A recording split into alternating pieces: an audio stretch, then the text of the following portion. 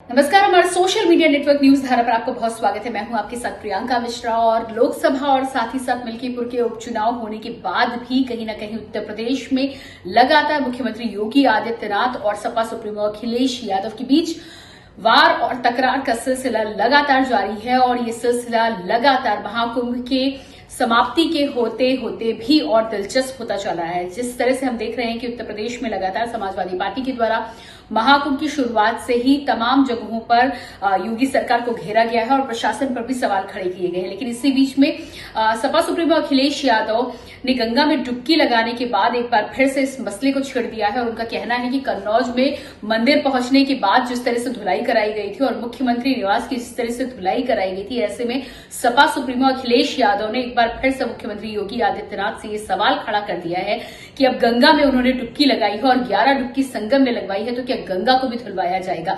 तो एक तरह से राजनीतिक में तफरीक की बात भी निकल के सामने आ रही है। लेकिन इससे एक बात बिल्कुल साफ है कि महाकुंभ एक तरफ समाप्ति की ओर है, लेकिन सपा और भारतीय जनता पार्टी और खासतौर से सपा सुप्रीमो और मुख्यमंत्री योगी आदित्यनाथ के बीच तकरार का सिलसिला खत्म होने का नाम नहीं ले रहा। और धीरे धीरे जिस तरह से ये इजाफा बढ़ता जा रहा है, लगातार लोकसभा के चुनाव से ही हम ये इक्वेशन देखते चले आ रहे हैं। और ऐसा लग रहा है कि 2027 के चुनाव तक इसमें और धार देखने को मिलेगी। ये धार और समय होते होते पैनी होती हुई नजर आएगी। तो कुल मिलाकर एक तरफ तो सपा सुप्रीमो अखिलेश के द्वारा ये सवाल किया गया है, मुख्यमंत्री योगी आदित्यनाथ से लेकर प्रशासन पर सीधा सवाल किया गया है। दूसरी बात, वो प्रशासन पर इस बात को लेकर भी सवाल खड़ा करते हुए नजर आए कि गंगा की सफाई के पैरामीटर्स को लेकर जिस तरह से एक दूसरे को लेकर खींचतान चल रही है, गंगा की सफाई की जो बात की जा रही थी और महाकुंभ में भी जिस तरह का इंतजाम है पानी को लेकर और जल को लेकर, कई बार ये दावा भी किया गया है कि संगम का जल नहाने लायक नहीं बचा है, जितनी भारी संख्या में वहां पर लोग पहुंचे हैं, ये शिकायत भी की है। लेकिन इसी बीच में सपा सुप्रीमो अखिलेश यादव का ये भी कहना है कि केवल 50 और 56 करोड़ से बात नहीं बनेगी। जिस तरह से महाकुंभ का आयोजन किया गया है, मई जून तक अच्छा मुहूर्त है और ऐसे में 100 करोड़ लोगों को स्थान, तो एक तरफ इसे सुझाव भी माना जा सकता है और मुख्यमंत्री योगी आदित्यनाथ के महाकुंभ पर कटाक्ष भी माना जा सकता है। देखना ये होगा और देखना ये दिलचस्प भी होगा कि आखिर इस पर मुख्यमंत्री योगी आदित्यनाथ का क्या पलटवार निकल कर सामने आता है। दूसरी बात ये कि महाकुंभ के बीच ही जिस तरह से योगी सरकार का भारी भरकम बजट आया है और पहली बार ऐसा हुआ कि 8 लाख करोड़ का बजट उत्तर प्रदेश में निकलकर सामने आया है। पिछले 2 सालों में बजट में भारी इजाफा देखने को मिला है। महाकुंभ के सहारे भी जिस तरह से 3 लाख करोड़ से अधिक की कमाई महाकुंभ के द्वारा उत्तर प्रदेश राज्य सरकार को हुई है, उससे उत्तर प्रदेश सरकार उत्साहित नजर आ रही है।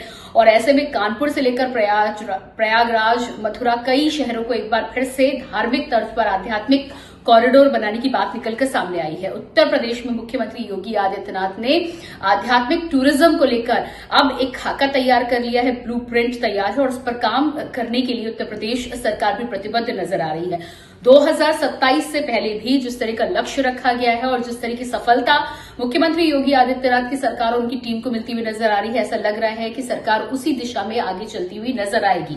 लेकिन इसी बीच सपा सुप्रीमो भी समय समय पर मुख्यमंत्री योगी आदित्यनाथ और प्रशासन पर सवाल खड़ा कर विपक्ष की भूमिका अदा करते हुए नजर आ रहे हैं। देखना ये होगा कि गंगा की धुलाई को लेकर और तमाम और बयानों को लेकर अब मुख्यमंत्री योगी आदित्यनाथ इस पर क्या कुछ जवाब देते हुए नजर आते हैं। कुल मिलाकर उत्तर प्रदेश की राजनीति दिन पर दिन दिलचस्प होती जा रही है और आने वाले 2027 के चुनाव की तैयारी अभी से ही दिखती हुई नजर आ रही है।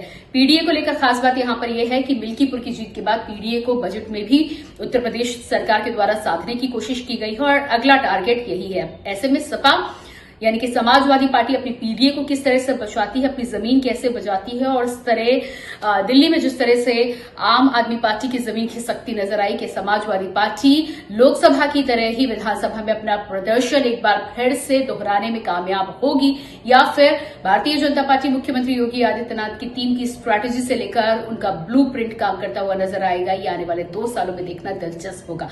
आपकी क्या राय है और साथ ही साथ इस कोल्ड वॉर को, इस वार तकरार को लेकर और जंग को लेकर आपका क्या कहना है, आप क्या सोचते हैं, उस पर अपनी राय जरूर रखिएगा। धन्यवाद।